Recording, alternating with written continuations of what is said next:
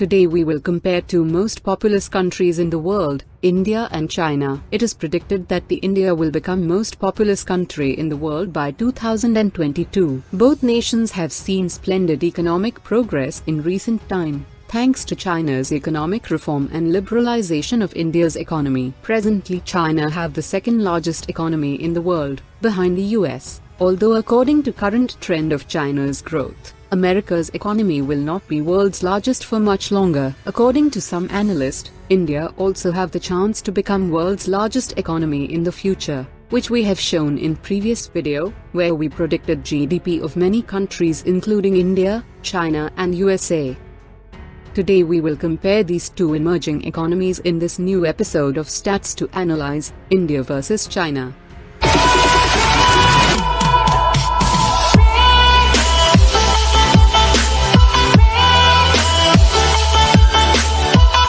First thing first, let's decide the rules of this war game. No use of nuclear weapons. India can call America and Afghanistan, and China can call Pakistan. No other allies can be called. The GDP of China is $14.4 trillion, second only to US, whose GDP is $21.43 trillion. At projected growth rate, China should have world's biggest GDP by 2028. With increased GDP, China's military spending also increased to $261 billion in 2020, behind the US. This is most any country spend on its defense. India's 2020 GDP is around $3.2 trillion. Of that, $71.1 billion is spent on military. With increasing GDP, it is expected that India will significantly increase its military budget over the coming years. Let us have a look on how many people stand behind this budget. China has around 2.18 million frontline active personnel and over 551,000 reserve personnel, making it the largest army in the world. India has around 1.44 million frontline active personnel and over 1.15 million reserve personnel.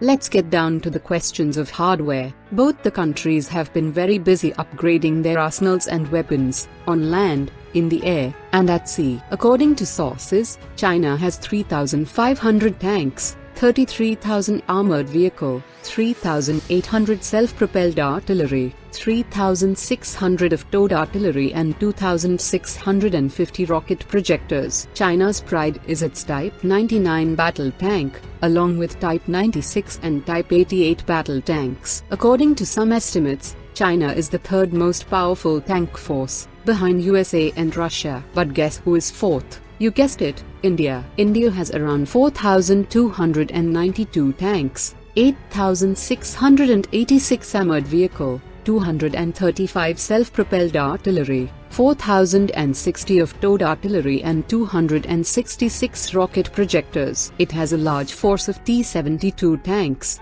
but also the owner of highly touted Russian-made T-90 tank, which is in the list of world's best tank.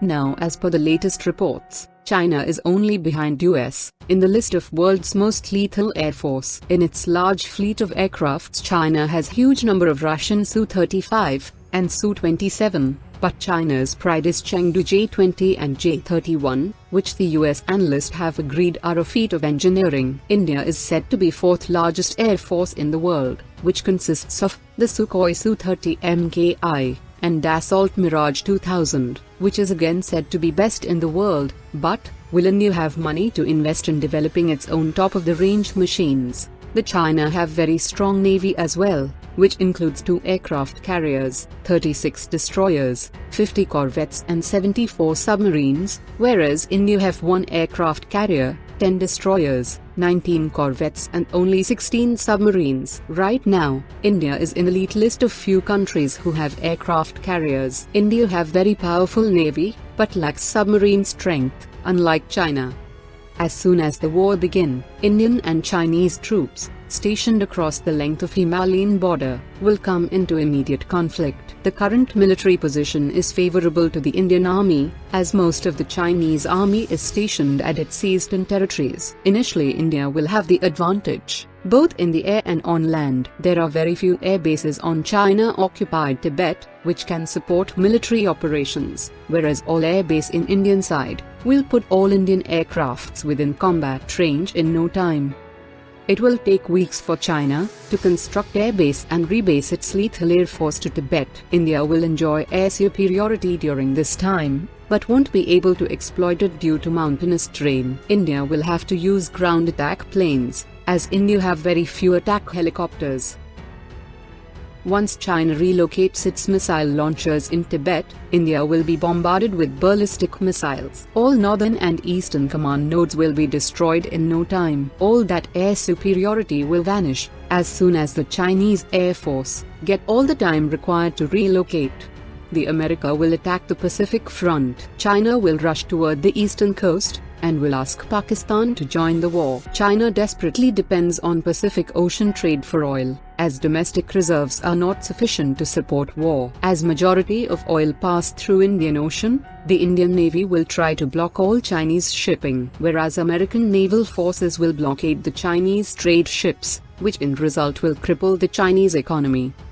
In Indian Ocean, very far from its shore, China at best can send a small group of destroyers and corvettes to fight India, but as India is operating so close to home, it will use its air force to quickly dismantle all of those. On the other hand, US will cripple the Chinese with its 20 aircraft carriers equipped with 2,000 aircrafts, which are more than sufficient to destroy Chinese Navy. On the other hand, Indian Navy will focus to destroy the Karachi port, as 60% of its trade is dependent on it. With 10 times the corvettes and 2 times the submarine strength, India is more than capable in destroying Pakistan Navy and Karachi port. As soon as the Pakistan army move towards the southern shore to fight Indian Navy, the Afghanistan ally will come into picture and attack Pakistan from the west. Meanwhile, the secret air base in Tajikistan will be used to attack Islamabad from both sides and crush the Pakistan economy. And the thing about Tajikistan secret base that you didn't hear from me: China's complete reliance on sea for trade will make it vulnerable in war-like situation. It can do almost nothing to protect sea route in the Indian Ocean, but will definitely target US Navy with TF-21 ballistic missile, which is in doubt for its capabilities. At best, the Pakistan-Chinese alliance could hope to hold the India at starting position. Even if they pushed India back, they would be limited to advancing in Indian foothills. The narrow passes and undeveloped roads of Himalayas would not allow to transport any large amount of hardware into India. While India will be ready with huge amount of tanks and artillery on its plains, it will be guaranteed suicide for China if they try to break out of Himalayas. Meanwhile, India and America will starve China to surrender by devastating its economy through trade blockade.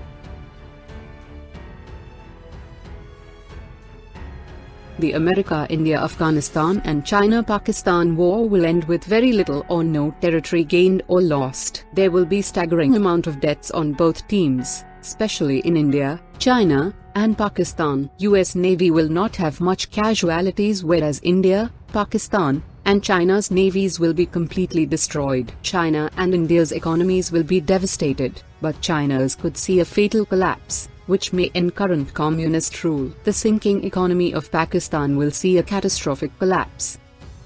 With so much to lose and nothing to gain, China and India will withdraw their troops over the Galwan issue for sure. Thanks for watching. Subscribe for more such videos.